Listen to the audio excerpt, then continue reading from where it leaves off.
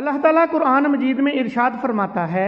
اے ایمان والو، روزے جس طرح تم سے پہلے لوگوں پر فرض کیے گئے تھے تم پر بھی فرض کر دیے گئے ہیں تاکہ تم پرہیزگار بن جاؤ۔ رمضان کا مہینہ وہ ہے جس میں قرآن مجید نازل کیا گیا، جو لوگوں کے لیے سراسر ہدایت ہے، اور اس میں لوگوں کی صحیح رہنمائی کی باتیں ہیں اور غلط اور صحیح کو الگ الگ کر دینے والی صاف اور واضح باتیں موجود ہیں۔ سو تم میں سے جو کوئی اس مہینے میں موجود ہو وہ اس پورے مہینے کے روزے ضرور رکھے۔ حضرت سلیمان فارسی رضی اللہ تعالی عنہ سے روایت ہے کہ ماہ شعبان کی آخری تاریخ کو رسول اللہ صلی اللہ علیہ وآلہ وسلم نے ہم کو ایک خطبہ دیا۔ اس میں آپ صلی اللہ علیہ وآلہ وسلم نے فرمایا، اے لوگو، تم پر ایک عظمت اور برکت والا مہینہ سایہ افغن ہو رہا ہے۔ اس مبارک مہینے کی ایک رات شب قدر 1000 مہینوں سے بہتر ہے۔ اس مہینے کے روزے اللہ تعالیٰ نے فرض کیے ہیں اور اس کی راتوں میں بارگاہ خداوندی میں کھڑے ہونے یعنی نماز تراویح پڑھنے کو نفل عبادت مقرر کیا ہے،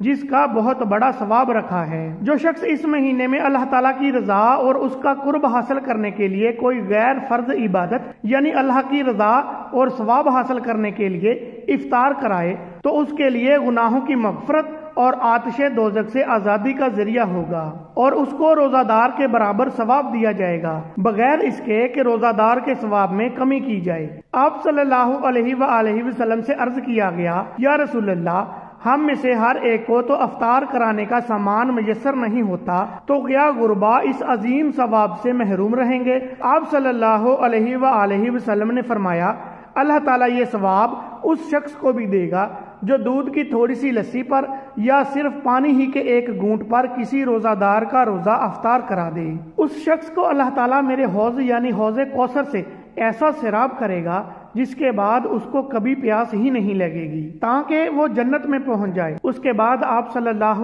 علیہ وآلہ وسلم نے فرمایا، جو آدمی اس مہینے میں اپنے غلام اور خادم کے کام میں تخفیف اور کمی کر دے گا، اللہ تعالیٰ اس کی مغفرت فرما دے گا اور اس کو دوزخ سے رہائی اور آزادی دے دے گا۔ حضور اکرم صلی اللہ علیہ وآلہ وسلم نے ارشاد فرمایا کہ رمضان کے 3 عشرے ہوتے ہیں۔ اس کا پہلا عشرہ سراسر رحمت کا ہے، درمیانہ عشرہ نزول و بخش کا ہے، اور آخری عشرہ تو عذاب سے خلاصی کا دستاویز ہے۔ حضرت ابو ہریرہ رضی اللہ تعالی عنہ سے روایت ہے، انہوں نے فرمایا کہ حضرت محمد صلی اللہ علیہ وآلہ وسلم نے فرمایا، جس شخص نے رمضان کے روزے رکھے حالت ایمان میں اور کیفیت احتساب میں، اس کے لیے اس کے پہلے گناہ معاف کر دیے جائیں گے، اور جو شخص رمضان میں عبادت میں مصروف رہے گا حالت ایمان میں اور کیفیت احتساب کے ساتھ، اس کی پچھلی کوتاہیاں معاف کر دی جائیں گی، اور جس شخص نے حالت ایمان اور کیفیت احتساب کے ساتھ شب قدر میں عبادتیں کی،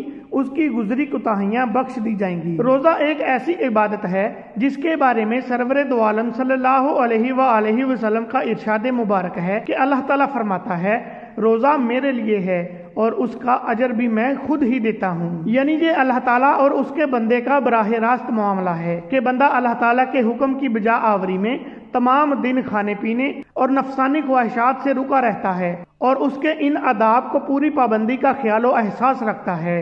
اور ان پابندیوں کے مطابق اپنے دن رات کو گزارنے کی کاوشیں کرتا ہے، تو یقیناً اللہ تعالیٰ اس کا اجر خود ہی عطا فرماتا ہے۔ ایک اور حدیث مبارک میں ارشاد فرمایا، روزہ آدمی کے لیے ڈال کا کام کرتا ہے بشرطے کہ وہ اسے پھاڑ نہ ڈالے۔ حضرت ابو ہریرہ رضی اللہ تعالی عنہ نے عرض کیا، اسے کس طرح پھاڑا جا سکتا ہے؟ ارشاد فرمایا، جھوٹ یا غیبت کے ساتھ، یعنی روزے کی حالت میں جھوٹ، غیبت، گالم گلوچ، لڑائی جھگڑا اور دوسری اس طرح کی بری چیزوں اور بری باتوں سے سختی کے ساتھ ممانعت کی گئی ہے۔ حدیث مبارک میں آتا ہے کہ جس نے روزے کی حالت میں بری بات کہنا اور اس پر عمل کرنا نہ چھوڑا تو اللہ کو اس کے بھوکا پیاسا رہنے کی کوئی ضرورت نہیں۔ اگر کوئی روزہ دار روزہ رکھنے کے بعد لڑائی جھگڑا، گالم گلوچ، فحش گوئی یا دوسری اس طرح کی باتوں سے نہیں رکتا تو یہ اس کا روزہ ہی نہیں ہے، بلکہ یہ اس کا فاقہ بن جاتا ہے جس کا اللہ تعالیٰ کے احکام کے ساتھ کوئی تعلق نہیں۔ ایک اور حدیث مبارک میں ہے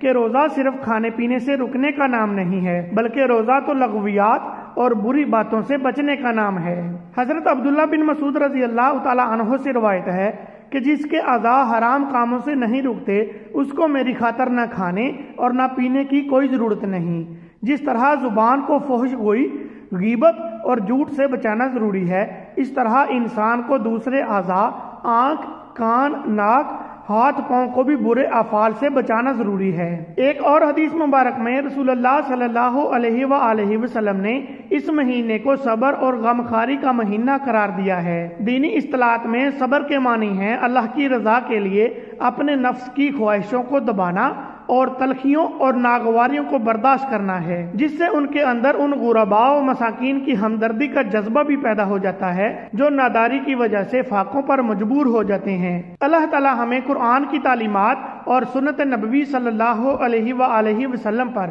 پورے طریقے سے عمل کرنے کی توفیق عطا فرمائے، آمین۔